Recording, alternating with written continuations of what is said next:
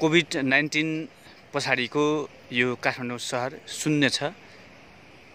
चारैतिर एक किसिमको सन्नाहाट जस्तो फैलिएको छ। यो नेपालको केन्द्रीय प्रशासनिक निकाय हो र गृह मन्त्रालय जो हामी देख्दैछौँ पृष्ठभूमिमा, र गृहका सम्पूर्ण कर्मचारीहरू काममा अझै पनि खटिरहेको अवस्था देखिन्छ, किनभने अझै पनि कार्यकक्षहरूमा लाइट बलेकै देखिन्छ। नेपालको गृह प्रशासन सञ्चालन गर्नको लागि यही निकायबाट सम्पूर्ण रूपमा कामहरू सम्पादन गर्ने गरिन्छ। कार्य सम्पादनको लागि यो नै प्रमुख स्थान हो गृह प्रशासनको। र तपाईँ देख्न सक्नुहुन्छ यता पृष्ठभूमिमा अगाडिपट्टि यो उपत्यका ट्राफिक प्रहरी कार्यालय बगीखाना हो। र यहाँ पनि अझै पनि लाइट सुचारू नै छ देखिन्छ। यो तपाईँ यतापट्टि देख्न सक्नुहुन्छ सिंहदरबारको पश्चिमी गेट, र पश्चिमतर्फको गेटमा त्यहाँ तपाईँहरू देख्न सक्नुहुनेछ लाइट बलिरहेको छ। अब अहिले इभिनिङको समयमा अत्यावश्यक कार्यका लागि दिउँसो अनुमति पाएका केही विशेष गाडीहरू र त्यस्ता गाडीहरूको केही अब फेरि गाडी चालकहरू घर फर्किने क्रम देखिन्छ। यो प्रमुख सहर हो, प्रमुख रोड हो, र यो बाटोमा हामी कुनै बेला देख्दाखेरि पुरै लामो जाम देख्यौँ। यो भद्रकालीसम्मै जाम देख्यौँ। यहाँ भद्रकालीको मन्दिर हो, यहाँनिर तपाईँ देख्न सक्नुहुनेछ। र त्यहाँ पछाडि सिभिल मल देख्न पाइन्छ। पछाडि तपाईँहरू देख्न सक्नुहुन्छ डाँडामा कीर्तिपुरको डाँडा हो, र यतापट्टिको यो अहिले नेपाल आर्मीको केन्द्रीय हेडक्वार्टर हो, केन्द्रीय कार्यालय हेडक्वार्टर हो। र यो बाटो जुन भद्रकालीदेखि सिंहदरबारको पश्चिमी गेटसम्मको यो बाटो हो। र यहाँ अहिले तपाईँ देख्नुहुनेछ, अघि पनि मैले जानकारी गराएँ कि पश्चिम गेटतर्फ यो सवारी साधनहरू जुन बिहान अत्यावश्यक कामका लागि छोडिएका सवारी साधनहरू थिए, अहिले बेलुकाको समयमा घर फर्किने क्रमको लागि सवारी चालकहरू अथवा सम्बन्धित व्यक्तिहरू घर फर्किँदै हुनुहुन्छ। यो पृष्ठभूमि हामी देख्न सक्नेछौँ। ठुलो सहर सुनसान जस्तो बनेको छ। एक किसिमको त्रासदी वातावरण जस्तै देखिन्छ। सन्नाहाट फैलिएको छ। घर घरमा मान्छेहरू घरभित्रै बसिरहेका छन्। र यो एक किसिमको मानव जगतमा आइपरेको ठुलो एउटा आपत्ति हो, विपत्ति हो, जुन प्रकृतिमाथि मानव समुदायले नै गरेको एक किसिमको धावा नै हो। र सो विरुद्धमा चाहिँ प्रकृतिले त्यसको जवाफ फर्काएको जस्तो महसुस मैले गरेको छु आजकल। जुन प्रकृति विपरीत कार्यहरू मान्छेहरूबाट हुने गरेको छ पछिल्लो क्रममा। र अहिले पनि यस जगतमा प्राणीहरूमध्येमा सबैभन्दा सर्वोत्कृष्ट र चेतनशील प्राणी भनेर मानिएको मानव प्राणी, जसले प्रकृतिमा आफ्नो आधिपत्यता कायम गरिएको थियो।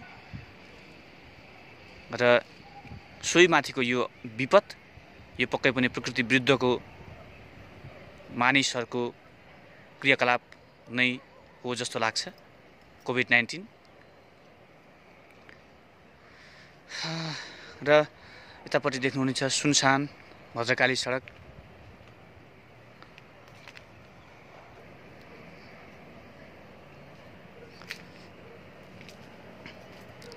पुरै शून्य छ। झिलिमिली देखिने यो काठमाडौँ सहर पनि अहिले देख्नुभयो भने मान्छेहरूको पुरै शून्यता देखिन्छ। सम्पूर्ण मान्छेहरू घरभित्रै छन्, 24 आवर बेडमै। कोभिड-19 का कारण सङ्क्रमणबाट जे जति मानिसहरू सङ्क्रमित भएका छन् उहाँहरूलाई अप्ठ्यारो छ नै, र सङ्क्रमणभन्दा बाहेक सङ्क्रमणबाट बचेका मान्छेहरूलाई पनि पछिल्लो क्रममा मानसिक रोगको पनि एक खालको पीडादेखि नै पीडामा पनि धेरै मान्छेहरू पर्न थालिसकेका छन्। अब यो मानसिक रोग झन्डै 2 महिना क्रस भइ नै सक्यो। 2 महिनाभन्दा बढीको अवधिसम्ममा मानिसहरू पुरै लकडाउनको अवस्थामा, यस्तो अवस्थामा मानिसहरू यो सहरमा घरभित्रै बसिरहेर जेनतेन आफ्नो समयहरू गुजारा गरिरहेका छन्। जुन मानिसहरू भने 24 आवरमा अराउन्ड 15 to 20 आवरसम्म काम गर्ने र यसरीसम्म व्यस्तताको जीवन यो काठमाडौँ सहरमा बिताउने गरेका थिए। तपाईँ पछाडि देख्न सक्नुहुन्छ ललितपुरको स्थान हो। यतापट्टि ललितपुर, पछाडिपट्टि ललितपुर, यतापट्टि यो आर्मी भवनको पछाडिपट्टिको ब्याकग्राउन्डमा तपाईँ हेर्नुभयो भने त्यहाँ देख्नुहुनेछ यो कीर्तिपुरको नगरी हो। कीर्तिपुर नगरी त्यहाँ पुरै अलिकति देखिन्छ यहाँबाट। यो सहर चाहिँ कीर्तिपुर नगरी हो।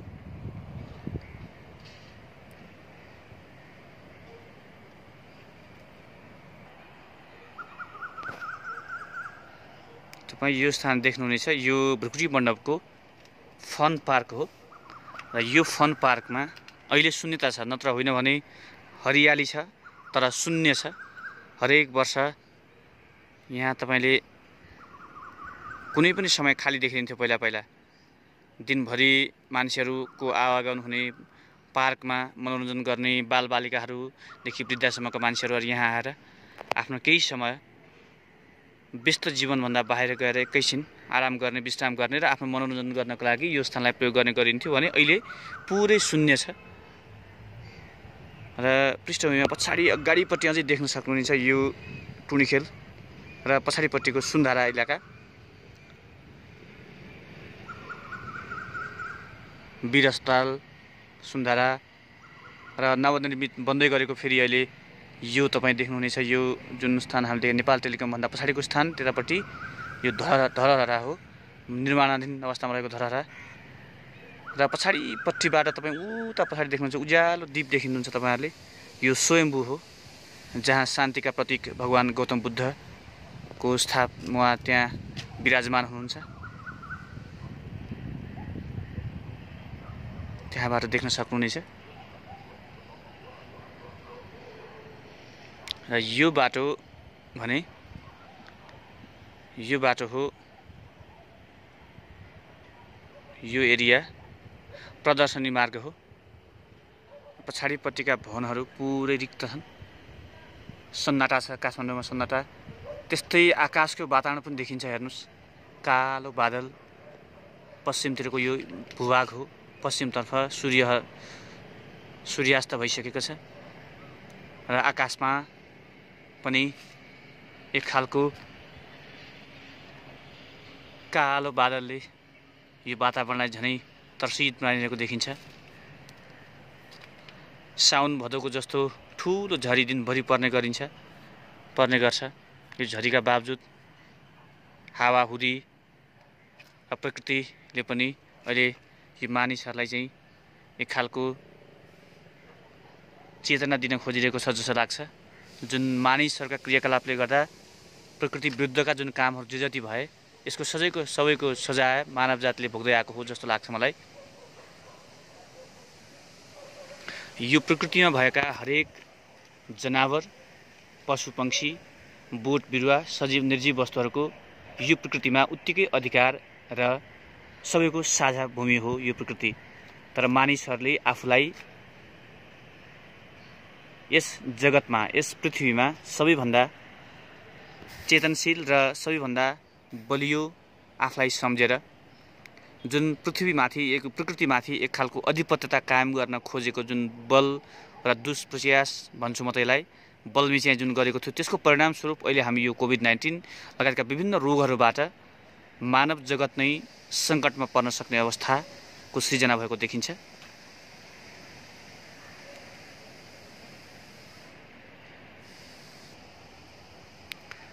प्रकृति विपरीतका कार्यहरू गर्दा ठुला महलहरू, बोट बिरुवालाई फलानी गरी जुन निर्माण गरिएको थियो, यता ठुला भवनहरू, अहिले एउटा गीतको याद आइरहेको छ, ठुला महल होइन सिप सिकाउने झुपडी देऊ। अहिले ठुला महलहरू पुरै सन्नाटा छाएको छ। आखिर प्रकृतिमाथि मानव जातिले गरेको यो क्रियाकलापले गर्दा आखिर धन सम्पत्ति, पैसा जुन बलमिच्याइ थियो त्यो पनि केही पनि काम लाग्दो रहन्छ, निरर्थक भएको छ, निरर्थक साबित भएको छ। यी ठुला यी महलहरू हेर्नुहोस्, मै खाऊँ मै लाऊँ भन्ने जुन एक खालको भावना मानिसहरूमा थियो, त्यो भावनाका कारणले गर्दाखेरि पनि प्राणीहरूको हत्या गर्ने, जथाभावी हत्या गर्ने, नियस्थ प्राणीहरूलाई बलमिच्याइ गरेर हत्या गर्ने, बोट बिरुवा प्रकृतिको नाश गर्ने, वन जङ्गल जथाभावी फलानी गर्ने, आगो लाउने, जनावरहरूको हत्या गर्ने र यो एक खालको जुन हस्तक्षेपकारी भूमिका जुन प्रकृतिमा मानवले जुन गरेका थिए, त्यसको परिणामस्वरूप अहिले यो परिस्थिति उत्पन्न भएको हो जस्तो लाग्छ। र हामीले केही समय अगाडिदेखि पनि बर्ड फ्लू लगायतका विभिन्न रोगहरूबाट हामी त्रसित भएकै थियौँ र पछिल्लो क्रमको अलि अर्को प्रकृतिसँगै सम्बन्धित अर्को जलवायु परिवर्तनको ठुलो चपेटामा मानव जाति त्यसै पनि परेको छ। हिमालयहरूदेखि लिएर सम्पूर्ण पर्वत श्रृङ्खलाहरू रोएको अवस्था छ, प्रकृति आफै रोइरहेको अवस्था देखिन्छ। यो सबै भने मानव जातिको यो एक खालको जुन गलत क्रियाकलापका कारणले यो अवस्था सृजना भएको देखिन्छ। अत यस प्रकृतिमा जतिको अधिकार हामीले पाएका छौँ, हाम्रो अधिकार हो, उत्तिकै यस जगतमा भएका हरेक प्राणी, पशु पक्षी, वनस्पति, बोट बिरुवा, यहाँको माटो, भूमि उत्तिकै स्वतन्त्र हुनु जरुरी छ। अतः यस क्रियाकलापलाई सकेसम्म नियन्त्रण गर्ने कोसिस गरौँ, यस्ता क्रियाकलापबाट टाढै रहौँ।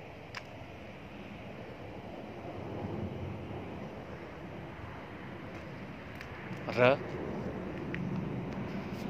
प्रकृतिलाई माया गरौँ, प्रेम गरौँ।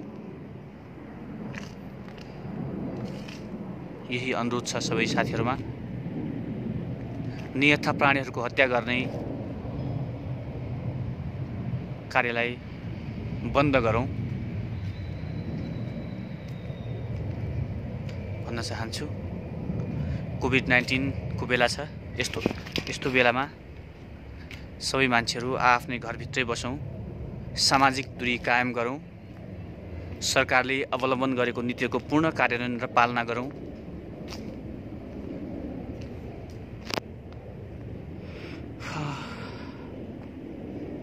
थाहा छैन यो आखिर कहिलेसम्म हो। हामीले जित्नु नै छ, यो अवस्थालाई जित्नु छ। तर अब बलमिच्याइले होइन, अब चेतनशील एक प्राणीको हिसाबले, पूर्ण चेतनशील प्राणीको हिसाबले प्रकृतिलाई माया र प्रेम गर्ने शपथ आफैमा लिनु जरुरी छ। त्यो गर्दै अब पुनः हामी नियमित जनजीवनमा वातावरणमा फर्किनुपर्ने अवस्था अहिलेको चुनौती हो। धेरै समयपछि काठमाडौँको आकाशमा प्लेन उडेको छ। पक्कै पनि सरकारद्वारा नै कुनै न कुनै अत्यावश्यक कार्यका लागि यो उडान गरिएको हुनुपर्छ।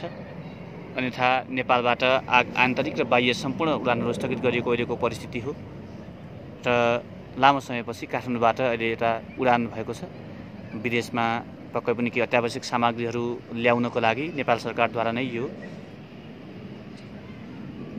चार्टर यो गरिएको हुनुपर्छ जस्तो लाग्छ। शुभरात्रि, शुभ समय। सबै सुरक्षित बसौँ, स्वस्थ रहौँ, सबैमा सकारात्मक भावनाले वृद्धि गरोस्। धन्यवाद।